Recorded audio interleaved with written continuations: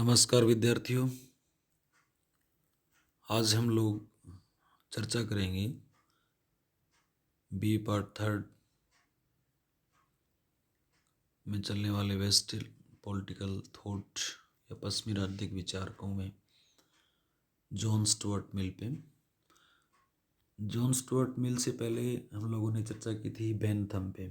Bentham उपयोगितावादी विचारक माना जाता है और उपयोगितावाद को बेंथमवाद या बेंथमवाद भी कहा जाने लगा क्योंकि बेंथम ने व्यक्ति को दो शासकों के अधीन कर दिया, सुख और दुख, और उन्होंने 7 पैरामीटर भी बता दिए, 7 मानक भी बता दिए कि जिस कार्य से अगर सुख ज़्यादा मिल रहा है वह उपयोगी है और जिस कार्य से दुख ज़्यादा मिल रहा है वह अनुपयोगी है। तो राज्य का ये उद्देश्य होना चाहिए कि वह अधिक से अधिक व्यक्तियों को अधिक से अधिक सुख प्राप्त करवाए। वह राज्य सबसे अच्छा जो अधिक से अधिक सुख दे और वह राज्य सबसे खराब जो अधिक से अधिक दुख दे। लेकिन जॉन स्टुअर्ट मिल ने बेंथम के उपयोगितावाद में संशोधन कर दिया और बेंथम ने जो उपयोगितावादी दर्शन दिया उसमें जीएस मिल ने किस प्रकार से संशोधन किया या उस उपयोगितावाद में क्या संशोधन किया, इस पे हम लोग आज चर्चा करेंगे। और हम लोग जीएस मिल पे जो क्वेश्चन एग्जाम में पूछा भी जाता है कि जेम्स मिल ने किस प्रकार से बेंथम के उपयोगितावाद में संशोधन किया या उन दोनों में क्या अंतर है। ये क्वेश्चन बेसिकली बहुत बार मोस्टली पूछा जाता है, बेसिक क्वेश्चन है। तो जॉन स्टुअर्ट मिल को व्यक्तिवाद और स्वतंत्रता का महान समर्थक माना जाता था। उन्होंने कहा कि एक तो इंडिविजुअलिटी पे बहुत ज़्यादा बल दिया जॉन स्टुअर्ट मिल ने कि जो व्यक्ति है उसका व्यक्तित्व बहुत ज़्यादा महत्वपूर्ण है और जब व्यक्ति अपनी जो व्यक्तित्व का विकास तभी कर पाएगा जब उसको राज्य के द्वारा स्वतंत्रता मिलेगी। यानी व्यक्ति की स्वतंत्रता पर किसी प्रकार का कोई भी प्रतिबंध नहीं होना चाहिए। अब उसको डिफाइन भी किया उन्होंने स्वतंत्रता पे कि स्वतंत्रता तो व्यक्ति का जन्मजात अधिकार है। स्वतंत्रता या फ्रीडम जो है या उसकी वो स्वतंत्रता के बिना कोई भी व्यक्ति अपने आप को निखार नहीं सकता, कोई भी व्यक्ति अपने आप को पूर्ण रूप से जी नहीं सकता। तो उन्होंने अपनी ओन लिबर्टी जो पुस्तक लिखी उसमें बताया कि स्वतंत्रता क्या है। यानी स्वतंत्रता जो है वो स्वच्छंदता नहीं है। तो उन्होंने लाइसेंस और लिबर्टी में अंतर किया, लाइसेंस क्या है और लिबर्टी क्या है। ओन लिबर्टी नामक पुस्तक लिखी थी उन्होंने। तो वो व्यक्तिवादी विचारक थे और स्वतंत्रता के महान समर्थक विचारक थे। उदारवादी विचारधारा जो है उसमें उनकी महान देन है। उदारवाद का नारा था स्वतंत्रता, समानता और भाईचारा। व्यक्तिवाद तो उसके समय के अनुरूप स्वतंत्रता की संकल्पना को बदल दिया गया कि स्वतंत्रता क्या है। मिल के पिता के प्रयत्नों से बेंथम के प्रति श्रद्धा भाव ने जीएस मिल को एक कट्टर उपयोगितावादी बना दिया। लेकिन मिल ने बेंथम के उपयोगितावादी सिद्धांतों की आलोचना से बचने में उनका इतना परिवर्तन कर दिया कि उपयोगितावाद का मूल सिद्धांत समाप्त ही हो गया। मिल ने उक्त उपयोगितावाद के स्थान पर व्यक्तिवाद का बल दिया। इस कारण राजनीतिक चिंतन के क्षेत्र में उसे या मिल को अंतिम उपयोगितावादी या प्रथम व्यक्तिवादी विचारक माना जाता है। ऑब्जेक्टिव टाइप के जो एग्जाम होते हैं उसमें ये पूछा जाता है कि अंतिम उपयोगितावादी विचारक कौन थे या बेंथम के उपयोगितावाद में संशोधन करने वाले विचारक कौन थे। जेस मिल प्रथम व्यक्तिवादी जेस मिल को माना जाता है। लिबर्टी पे या इंडिविजुअलिटी पे सबसे अधिक बल किसने दिया, बेंथम ने, जेस मिल ने दिया।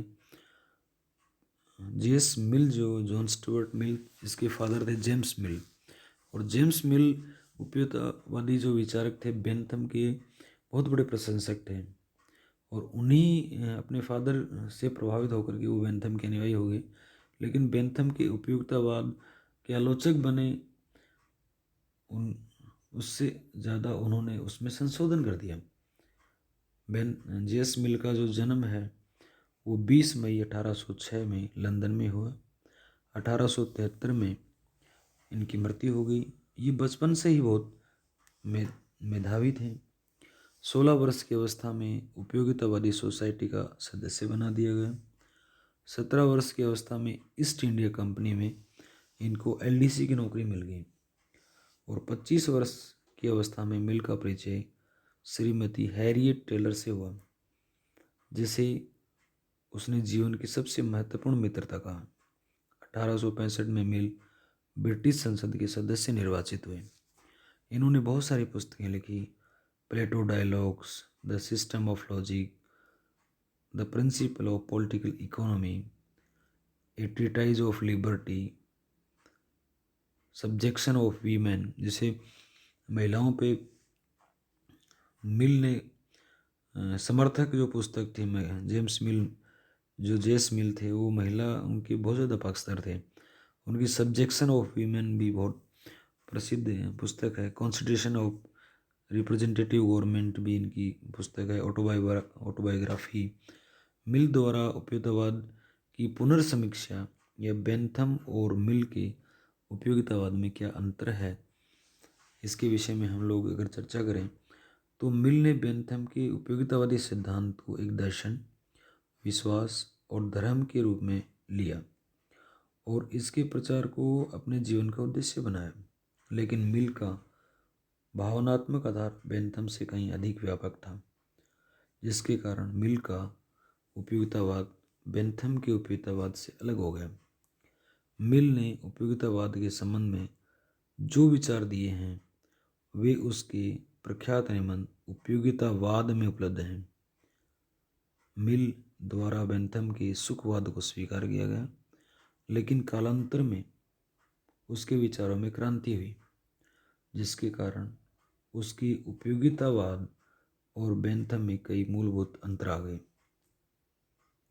सुखों में केवल मात्रात्मक अंतर ही नहीं बल्कि गुणों का अंतर भी होता है। जैसा कि आप जानते हैं कि बेंथम ने सुखों में केवल मात्रा का अंतर देखा, गुणों का नहीं। लेकिन मिल ने गुणात्मक अंतर को भी स्वीकार किया। उसका मानना है कि सुखों का मूल्यांकन केवल मात्रा के आधार पर करना अनुचित और अजीब है। कुछ सुख मात्रा में कम होने के बावजूद इसलिए प्राप्त करने योग्य हैं क्योंकि वे श्रेष्ठ और उत्कृष्ट हैं।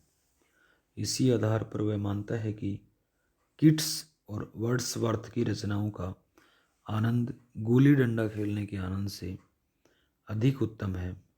मिल का प्रसिद्ध वचन है कि एक संतुष्ट सूअर की अपेक्षा असंतुष्ट मानव होना श्रेष्ठ है। एक संतुष्ट मूर्ख की अपेक्षा असंतुष्ट सुकरात होना श्रेष्ठ है। यदि सूअर और मूर्ख का मत इसके विपरीत है तो इसका कारण ये है कि केवल वे अपने पक्ष को जानते हैं, जबकि मानव और सुकरात दोनों पक्ष यानी दोनों प्रकार के सुखों को जानते हैं। चूँकि बेंथम सुख की मात्रा को सुखवादी गणना पद्धति से मापना चाहता था कि कौन सा कार्य अधिक सुख देता है, लेकिन ऐसा तब था जब सुखों में केवल मात्रा का अंतर था। सुखों में मात्रा और गुणों का अंतर मान लेने पर इसकी गणना करना आसान नहीं। बेंथम ने बाध्य या बाह्य सुख के स्रोत बताए, जैसे प्राकृतिक, राजनीतिक, आर्थ, धार्मिक और लौकिक, जबकि मिल इसके अलावा आंतरिक या कर्तव्य भावना को भी सुख का स्रोत मानता है। भावना को भी वह सुख दुख के स्रोतों में शामिल करता है, जब वह कहता है कि जब हम कोई अनुचित कार्य करते हैं तो हमारी भावनाओं को आघात पहुंचता है और अच्छा काम आंतरिक सुख देता है।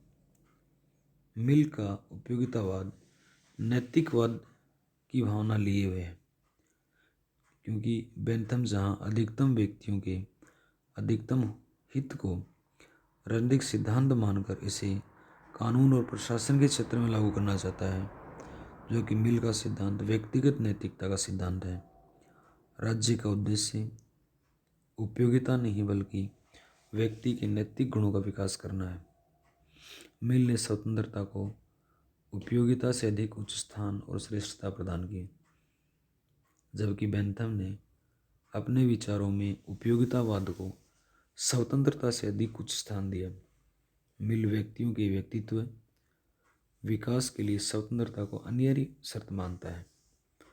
बेंथम के विचारों में ये तथ्य निहित है कि व्यक्ति अपना सुख चाहता है और दूसरे के सुख दुख को नहीं समझता, जो कि मिल मानता है कि मानव जीवन का लक्ष्य अपने सुखों की प्राप्ति के साथ अन्य व्यक्तियों का सुख भी है। मिल का विचार बेंथम से अधिक नैतिक है। इसके अतिरिक्त बेंथम ने उपयोगितावाद के भौतिक पक्ष पर बल देते हुए बाह्य कारकों का अधिक ध्यान दिया, जबकि मिल ने अंतःकरण और आंतरिक पक्ष पर अधिक बल दिया। बेंथम ने अंतःकरण की उपेक्षा की, जबकि मिल ने कहा कि हमारा अंतःकरण भी सुख दुख का अनुभव करता है। इस प्रकार कहा जा सकता है कि बेंथम का उपयोगितावादी सिद्धांत सुखवादी और भौतिकतावादी विचारधारा है, जबकि मिल ने इसे भौतिकतावादी विचारधारा में नैतिक तत्वों का भी समावेश किया। बेंथम के विचारों को संशोधन करने और उसकी आलोचनाओं को दूर करने के क्रम में मिल ने उसकी मूल मान्यताओं पर ही प्रहार किया और अपने सुख के सिद्धांत में नैतिकता का सिद्धांत जोड़ दिया, जिसके कारण बेंथम में एक शक्तिशाली परिवर्तन आ गया और मिल बेंथम से अधिक उपयोगितावादी सिद्ध हुआ। साथ ही उपयोगितावाद में संशोधन के द्वारा मिल ने एक प्रकार से उपयोगितावाद का मूल स्वरूप नष्ट कर दिया, लेकिन बेंथम और उनके पिता जेम्स मिल के प्रति निष्ठा का सम्मान करने के कारण अपने आप को उपयोगितावादी समझता रहा। इस प्रकार हम लोग कह सकते हैं कि बेंथम के उपयोगितावाद में जेम्स मिल ने संशोधन किया और जेम्स मिल जॉन स्टुअर्ट मिल ने बताया कि व्यक्ति केवल सुख मात्रा में ही नहीं अंतर होता, सुखों में गुणात्मक अंतर भी होता है। कुछ गुण मात्रा में सुख जो है मात्रा में कम होने के बावजूद भी गुणात्मक है, यानी वो क्वांटिटी की बजाय क्वालिटी पर अधिक बल देता है। और उनका मानना है कि हमें सिर्फ बाहरी नहीं आंतरिक भी आंतरिक जैसे भावना आंतरिक सुख की बात भी करता है। बाह्य या इंद्रिय जनित इंद्रियों से प्राप्त जैसे 5 इंद्रियों से प्राप्त सुख ही नहीं मानता, अतीन्द्रिय सुख की बात करता है, जो इमोशंस की बात करता है। और एक नया जो कॉन्सेप्ट दिया उसने संशोधन करके जेम्स मिल ने, वो एक प्रकार से उपयोगितावादी सिद्धांत नवीन उपयोगितावादी सिद्धांत ही कहा जा सकता है।